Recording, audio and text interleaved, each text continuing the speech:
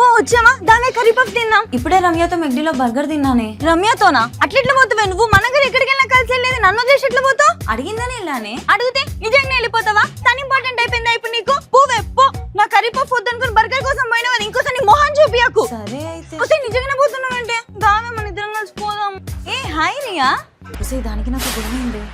పోవే నీ అయ్యా. మన ఇద్దరం ట్విన్ బ్రదర్స్ ని పెళ్లి చేసుకుందాం. ట్విన్స్ నే కదాం. ఆ నలుగురిని మన ఇద్దరికి బెస్ట్ ఫ్రెండ్స్ ని చేసేద్దాం. మా మామయ్య మన ఇద్దరు కోసం కాలేజ్ లో సీట్ మాట్లాడినంట, డిస్కౌంట్ కూడా ఉందంట.